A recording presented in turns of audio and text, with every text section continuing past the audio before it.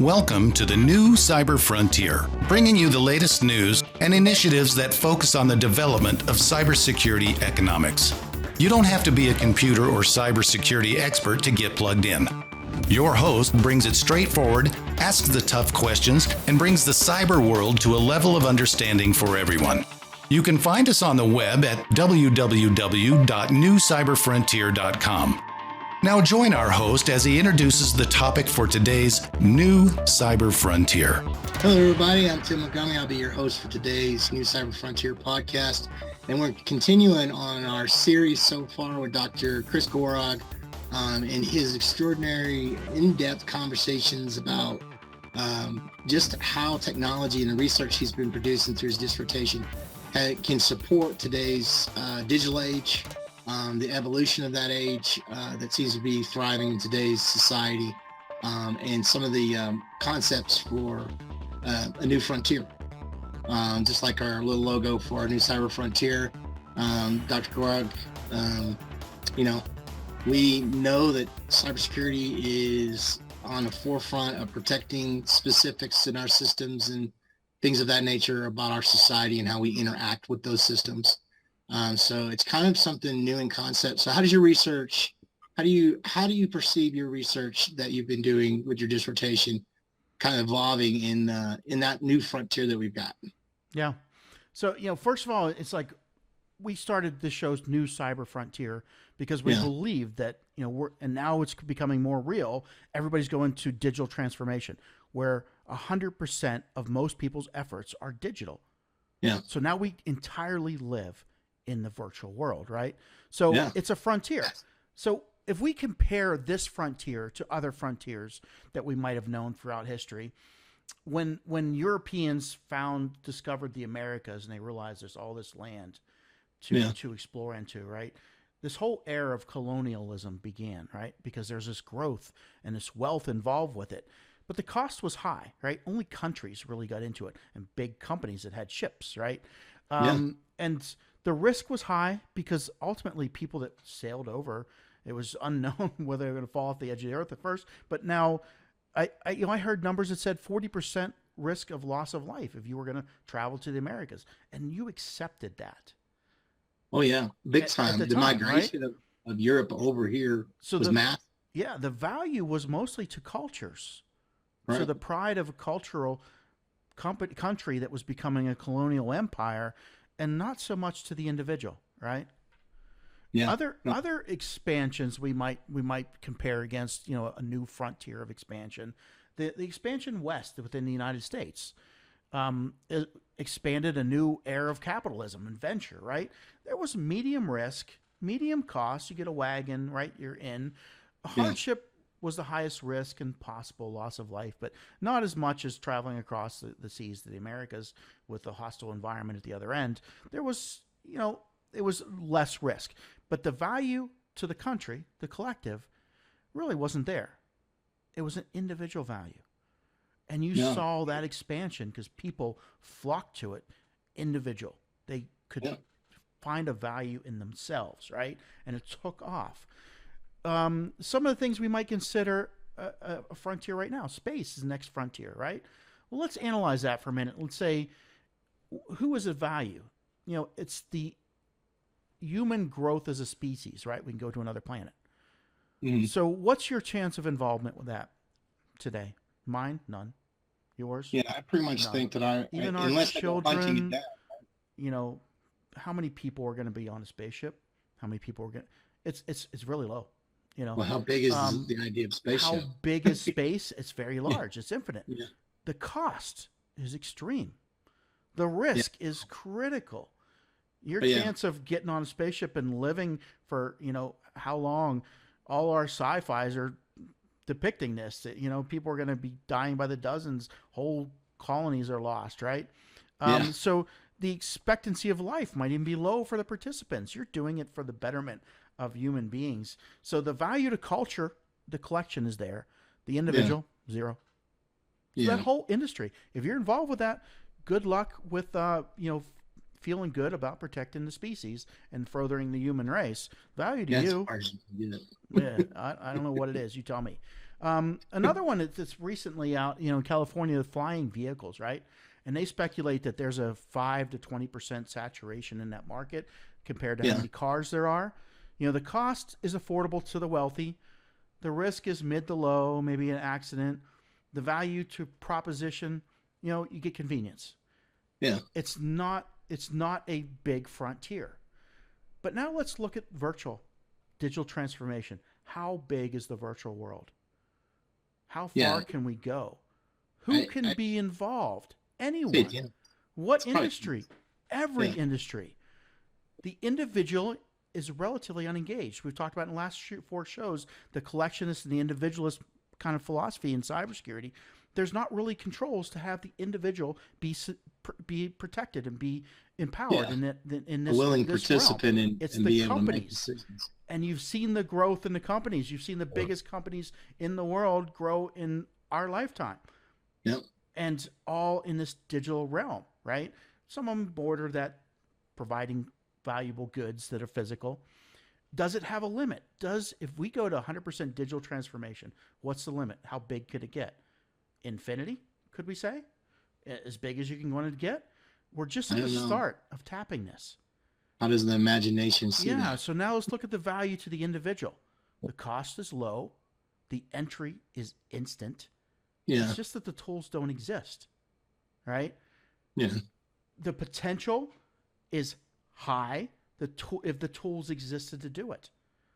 Yeah. The value to the company is from taking from the individual. The data, we've kind of discussed that. The value to the individual has to be protecting their own data, individualized cybersecurity. That's where we're going. Yeah. The frontier of, exponentially, I would say that the protection of personal data, such an influence in today's virtual world. I think it's a source of identity in the virtual world. Mm-hmm. So, I mean, the idea behind your research, protecting that identity in the virtual world, in a sense, is almost a necessity. Yeah. Especially the type of virtual world that we're evolving, and the influences that particular type of thing of being successful, and individuals that may never want to approach such a world will eventually could in fact feel comfortable with moving in such arenas for a particular piece of their lives. We already dispense, to some of the things we do. I don't even have to walk into a bank anymore, right? So I can do everything online. So we already dispense some of that stuff of our personal habits and specific things that we protect the most or keep close to us. But also the fact that I think it helps personalizing data, that type of data, privacy measures. I think people are giving it away now, and the consequences will erode into something, which I think will make people withdraw from the virtual world. The consensus of what you said, the detriment, like with the sailing over the seas, they're willing to go, but then when it starts happening, the threat becomes real. And the factor is, like with, coming over from Europe on a ship, once you're on the ship, you really can't get off the ship. And in consensus, though, in virtual world, you can withdraw from that. So I think this also helps those types of things to evolve in something where people feel safe in a virtual world. Yeah. Like if you go to Mars, you're not going to be able to come back once you go. I mean, it's one-way trip, buddy. So in the virtual world, it's not so much like that. Mm-hmm. So the nuances that are different in today's specifics about how we evolve the virtual world we have. And like I said, it's infinite almost. Yeah. And the physical risk is zero. Yeah. That's what you're talking about. The physical risk to you as an individual is zero. You can disengage as fast as you can engage. Yeah. Yeah. Yeah, that's right. And I think that gives the opportunity. But I also think that people will, if they feel like they're not safe in it, they will remove themselves. So I think a lot of what you're saying about what potential the research you're doing will evolve the consensus that we're safe. We can use this to apply safeguards, which means we can evacuate or change or whatever we want without some kind of harm to us in the virtual world. Yeah. That concept. And I think the empowerment, right? So what I'm looking at is, my ultimate objective would be a world where the individual is empowered virtually. So, and if we just get a glimpse of the times when that's happened, when the individual has been empowered, right? I gave Yeah. some with the expansions into the new world and whatever. But think about when we first went to the internet. It was companies, it was universities, military. It wasn't until the individual got their individual space online, the space sites, the Facebook, the profiles, where boom, I'm online. Everybody flocks. Yeah. The empowerment of individuals brings everybody very fast. The shift to cryptocurrency. I mean, a small percentage of the people in the world engage in cryptocurrency, but you saw the big influx and the speculation. And think of an older one, like when Napster came around, they said, hey, file sharing to individuals. People piled onto that. The engagement is very vast because the empowerment of the individual is the most important, or the most growth spurring thing we could do. And that's why, that's one of the reasons why we want to focus on it. One, I just want to empower individuals in the technological era, in the virtual world. But the ability for that to be, we'll say, monetarily viable is large because the number of people that jump on. And changing the philosophy is what, if you start out with all these things that people have come on to, change the philosophy in the future. Yeah. So things that we didn't do in the past and now everybody does, that's what makes a disruptive technology, a disruptive trend, a disruptive pattern, is the philosophy changed afterwards, from before to after. It's different. Yeah. So if we start with the philosophy that everybody wants, individual control and individual capabilities in the digital world, we head towards that philosophy. We empower it with the pieces of technology that get us there. That's what we're doing with this research. Yeah. The idea of trust. I know a lot of people want to know, how does this create trust? And I know we've chatted about it in the other podcasts so far, in the element of trust. But for the person that doesn't really understand the blockchain and its methods, how would you propose to that type of person as an individual how it protects privacy? I mean, in a digital age, in the virtual world, how does it perform its act of really giving you consensus of trust? So we kind of blurred the line between two topics there, I think. Yeah, trust and privacy. Yeah. Okay.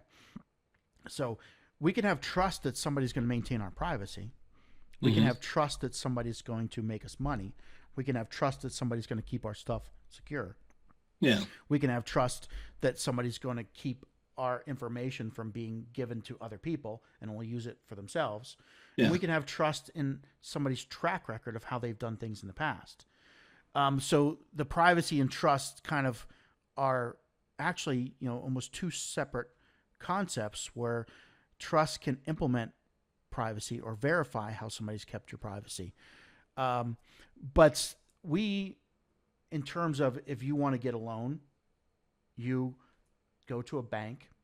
Do they know you from the other 10 million people that came in for a loan? No, they check your credit report. Yeah. And they use a technological tool to determine how they trust you. Yeah, there's an attribute set that they investigate, and they come up with a score. So those tools for trust are something we've implemented into the distribution of security controls that control your economics. So now, how well has somebody economically performed and been trusted? But at the same time, privacy has to be maintained, so that you might have pieces of information that tell you how you trust somebody, but not enough information to give out the personal details that they don't want you to have. Yeah, and that's the balance with trust and privacy that you might have been alluding to. Yes. Both of them come together, where we have to consider the tools that give us the empowerment in the technological era for both. Yeah. Yeah, it was kind of what I was hinting at here. The concept of the context of cybersecurity and privacy, does the proposed framework that you're referring to in the research integrate and establish trust as a foundation element with digital systems? Yeah. And then, what implications does this have for enhancing overall security measures? Yeah. So, and I was always a cybersecurity person. I didn't get into privacy till the middle of my research. And the reason why is because I found out something. And I never would have even considered privacy a field that I was in until this point, where we started asking the questions about how to implement cybersecurity, and then for who to implement it, and then for who gets access to it, and then how do we determine who is behaving properly. And there was, where do we keep the information? Does it, and there was all these questions that we knew how to do the security application for. Yeah. But there was no one to answer the questions of when, where, how, and what we do it on. And when it came down to it, those questions were all questions for privacy. And in order to answer those questions, they were the application of security. The requirements for security were privacy. And because we as security engineers know a demographic that we're writing an application for, we know the requirements for privacy of that demographic. But as soon as that changes and morphs, our application can no longer be valid. So the security requirements are, or the requirements for implementing security are the privacy. And those questions need to be answered. And the biggest unanswered question in privacy was, who makes the decision about privacy? Individual. No, it isn't. Oh. Not always. Does the individual make the decision about privacy?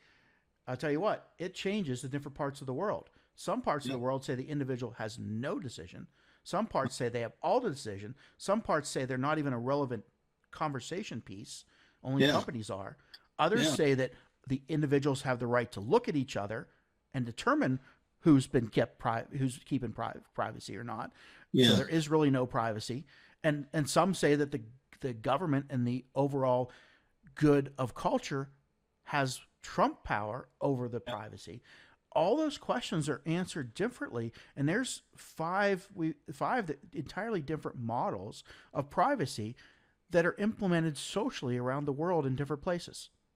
Interesting.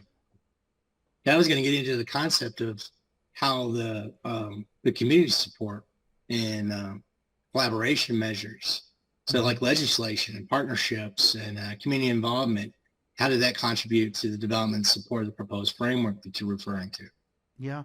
So we got a great bit of support in the work from several different areas that you looked at. One, the state of Colorado, very interested in saying we want security of our citizens' records, and we want to be accountable to them, and we want to keep their rights, which means that they have the right to privacy. They have the right to have people not see their trends and not see what they're doing. And so maintaining those rights while keeping privacy and securing their information is a set of requirements that we could get from looking at that. We also had a whole government to look at and evaluate, the Department of Regulatory Agencies, which gave us a lot of input on what pieces we should be looking to control and how do we put together a question and answer of who makes those decisions on answering questions. And in that aspect, we got a lot of support from IEEE, the blockchain initiative, the digital privacy initiative. Future Direction sponsored both of those, about how do we get a bigger poll of how these concepts are adapted globally or even regionally, because the Democrats and Republicans disagree on privacy. They disagree on security controls. They disagree on the policy around how that's put together. So how do you make a structure that allows people to disagree? It's all in a governance piece. So those large entities weighed in on governance. And then we had a lot of community support and companies and organizations and even individuals through universities and even independently that weighed in on, hey, we want this so much that we're going to take some time to put together some prototypes of the research and see how it works.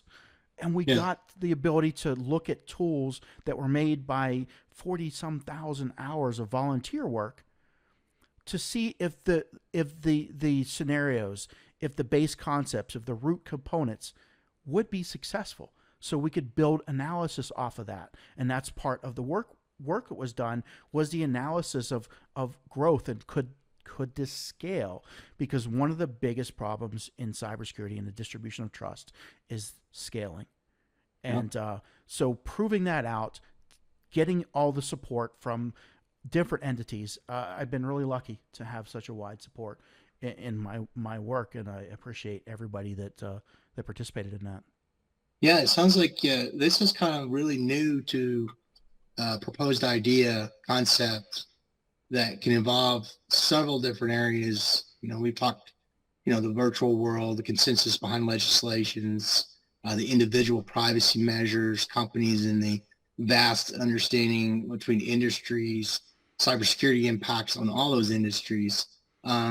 We shift a little gears because we were talking about the framework. Can you give me a little bit about the technology that's considered behind the framework that we're talking about? Mm-hmm. And what does that look like? What is it breaking? So in a couple shows ago, we talked about the 7 base components needed to implement cybersecurity. Yeah. So the onset was to implement those 7 components in a modular approach that could be uniformly applied. Yeah. And given an individual granular control to individuals. The use of the base components of that are a trust center that can be put into computing systems, a distribution of security credentials that could be modularly done across society, and a neutral governance of that using publicly vetted distributed ledgers. Yeah, so we're distributing trust with the concepts pioneered in blockchain to distribute the security credentials that then can implement all the controls of cybersecurity across distributed devices, but be individualized for each person. Yeah, that's generally the framework behind the concept. It's more like what the technology of distribution of ledgers or distributed ledgers is applied, implemented here. Mm-hmm. So it amazed me, and a lot of people are probably going to ask the question: is how in the world would you be able to pull such a thing off? So you want to elaborate a little bit on where you think how this is starting and what that might mean in the evolution of that? I was lucky to have people like yourself, like Dr. Murray, like Senator Lambert, like people that are staples in the Colorado Office of Information Technology, like anchors at 5 or 6 different universities in Colorado, like chairs of international organizations with IEEE.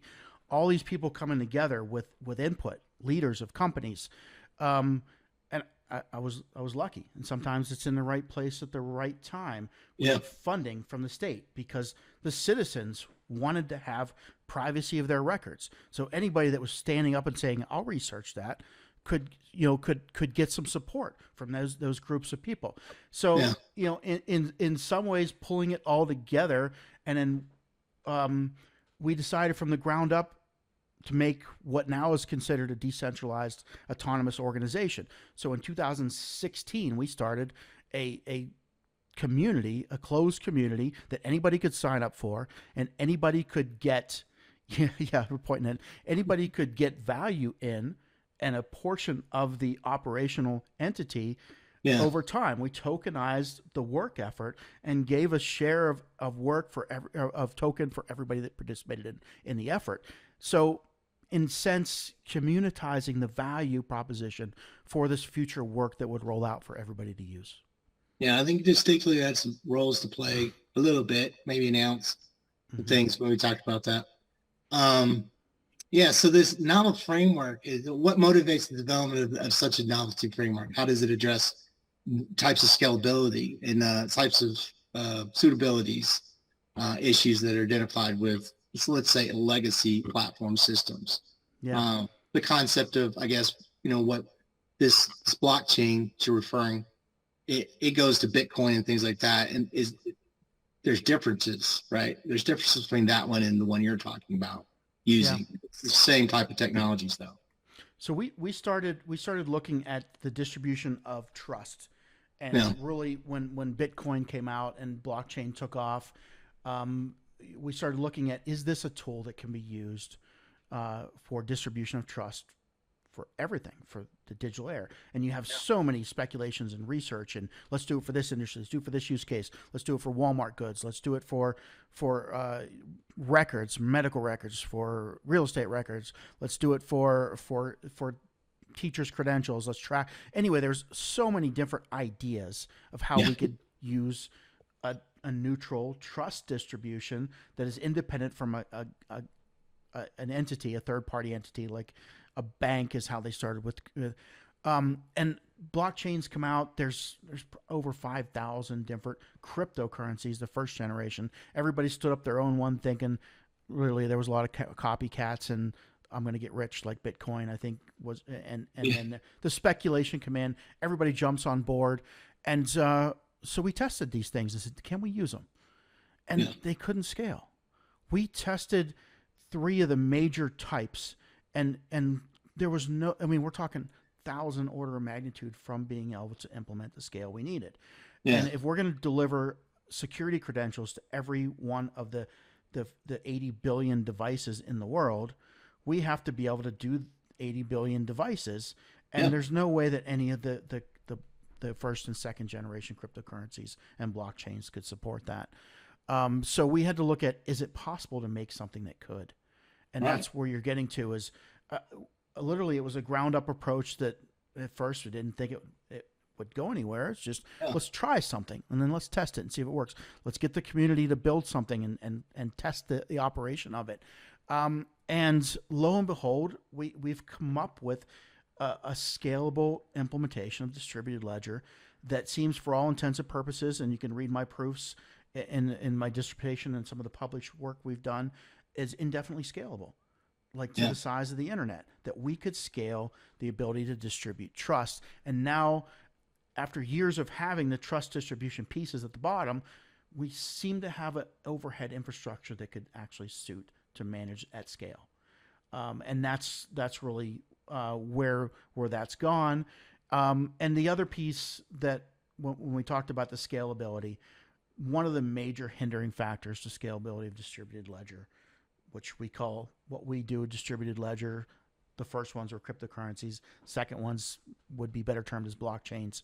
But the biggest tie up to scalability was the wasted algorithmic energy use. And the disalignment of the proof method with the intent of the blockchain, the intent of the cryptocurrency. So all the work in mining is done up front. All the energy spent into it is physical world energy. So we turned around and says, can we say that the energy spent in your participation in the distributed ledger is the time of your virtual transactions, and your participation over time becomes what gives you the scarcity, what makes you earn incentive instead of the wasted energy up front. And basically came up with a way to do distributed ledger without any wasted energy.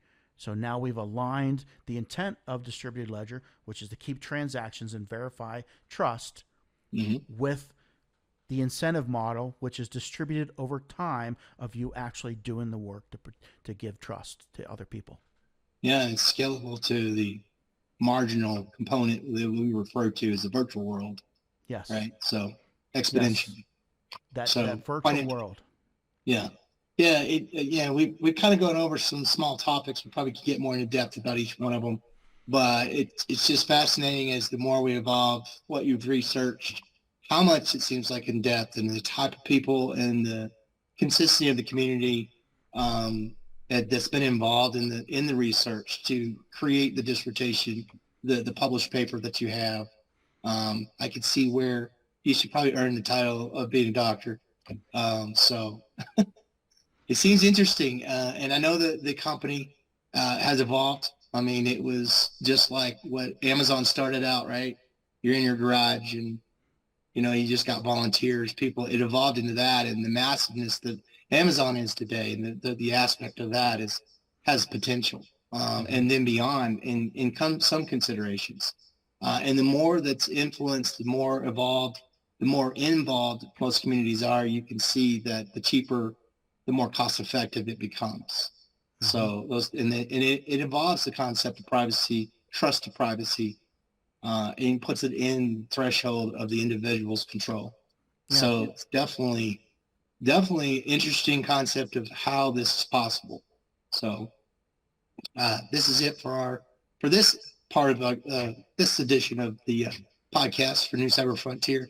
Do you have any closing words for us, Dr. Gorog? I think come back for more. We'll talk about much more in detail. I have a story that I was thinking of just now that wouldn't have enough time if we started it now, but come back and have an interesting kind of elaboration on our latest topic to start out the next show. Awesome. Yeah. What was the topic? What do you think? Well, you know what? Now that you brought it up, I forgot. I'm also with my PhD comes age, and I can think of something, and 10 seconds later it's gone. So, but I definitely will come back to it, and I'll remember. Yeah, that sounds like me half the time. There's so much evolving so fast in the world we live in. That's another perspective of why you should have such a thing that you're talking about. So, all right, that's it for us on today's New Cyber Frontier. I'm your host, Tim Montgomery, and I hope you all stay safe out there. And we'll see you next time. Thank you. Thanks, Tim. Yeah. Blockframe Technology offers next-generation blockchain-managed trust and security. Unique non-fungible tokens are used to secure software bills of materials to provide data quality and security for every transaction in your supply chain. Deploy advanced peer-to-peer product security, scale zero trust capability to millions of IoT devices, allow vendor tracking and accountability, and rapidly reset from compromise. Unchangeable, time-sequenced blockchain data provides next-generation security using machine learning trust algorithms and audit analytics. Start securing your supply chain today by contacting Blockframe at www.blockframetech.com. We hope you have enjoyed this episode of New Cyber Frontier. Remember to get involved. Often we think that someone else will handle privacy and security in the virtual world, but you are the only one truly in command of your virtual fate. Join our mailing list so we can keep you informed of breaking news and new releases. If you have an idea, if you have a question that you would like to hear answered, or if you want to get involved with our efforts, reach out to us at newcyberfrontier.com. We also encourage you to visit our sponsors' links, as they are the ones that really make this show possible. I want to thank each of you for supporting the show, and we look forward to seeing you back for the next episode of New Cyber Frontier.